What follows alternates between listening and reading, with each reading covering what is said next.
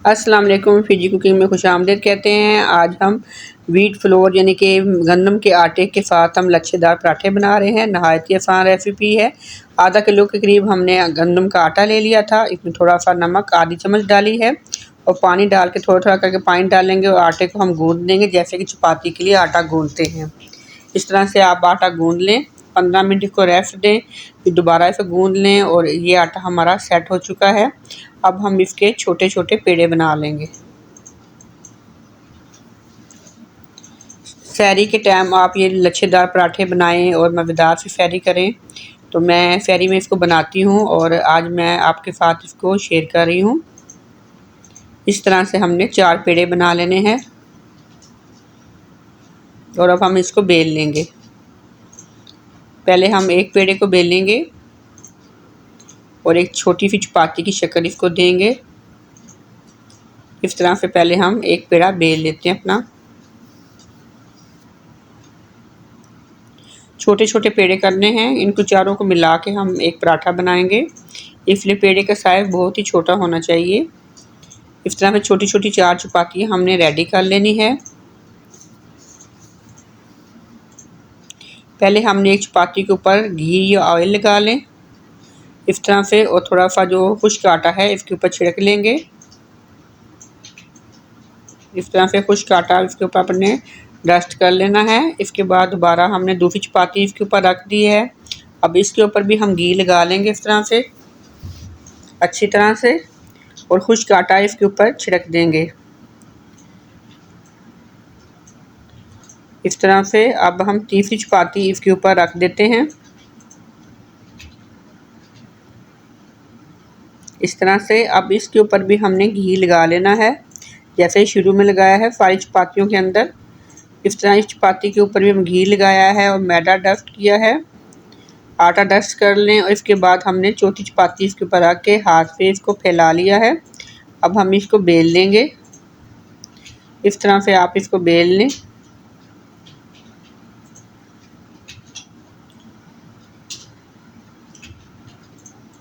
इस तरह हमने इसको बेल लेना है। अब साइड से हमने पिज़्ज़ा कटर के साथ इसको इस तरह से इसकी हमने शीट्स काट लेनी है। साइड की जो पट्टियाँ हैं वो निकाल के हम रख देंगे और जो सेंटर की 2 पट्टियाँ हैं इनकी मदद से हम ये जो है लच्छेदार पराठा बनाएंगे। सबसे पहले एक पट्टी के ऊपर हमने घी या ऑयल लगा लिया है।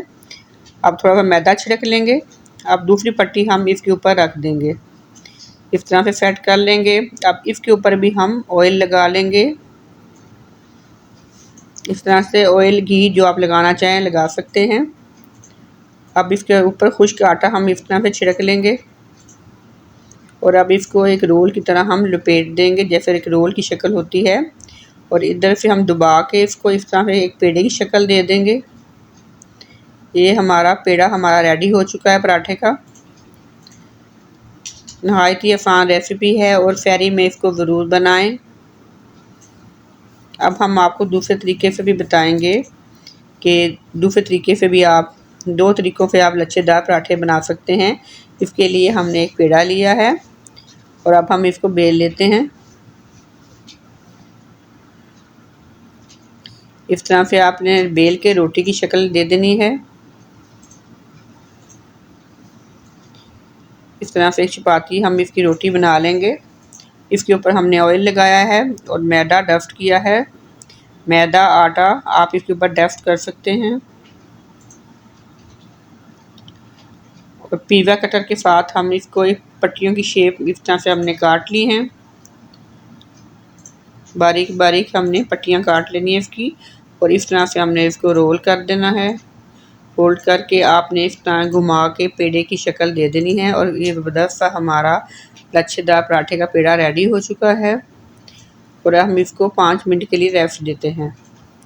जो पहले पेड़ा बनाया था इसको अब हम बेल लेंगे। पहले पेड़ा हमने रेडी किया था, अब इसको हम बेल लेते हैं। इस तरह से आपने बेल के पराठे की साइज़ का इसको हमने बेल लेना है और इसका हम पेड़े से हमने पराठा बना लेना है।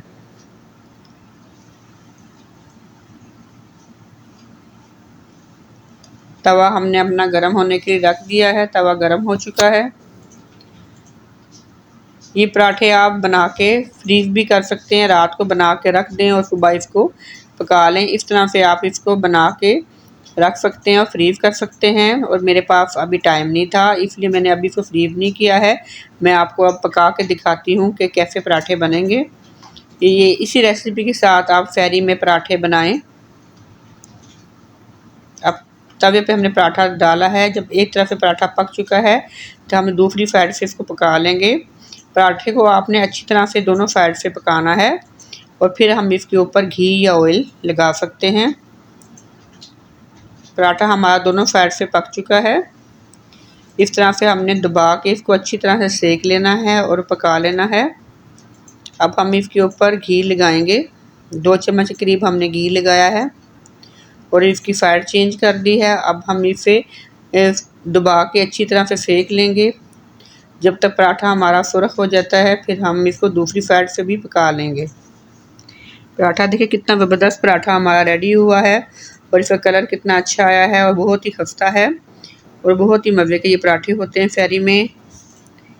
इस तरह से हमारा पराठा रेडी हो चुका है। और जो दूसरा पराठा हमने बनाया था अब हम वो बना के दिखाते हैं आपको। ये जब एक साइड से पक जाता है तो हम इसको दूसरी साइड से पका लेंगे।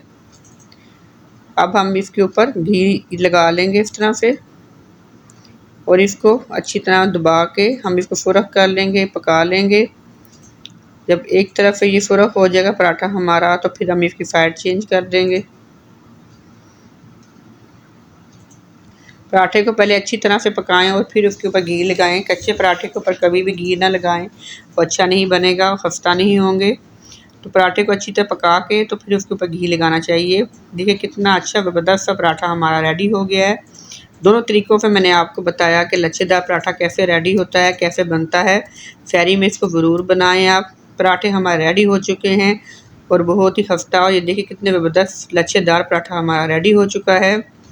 इसी रेसिपी के साथ आप भी लच्छेदार पराठे अपने फेरी में बनाएं, बहुत ही खस्ता हैं।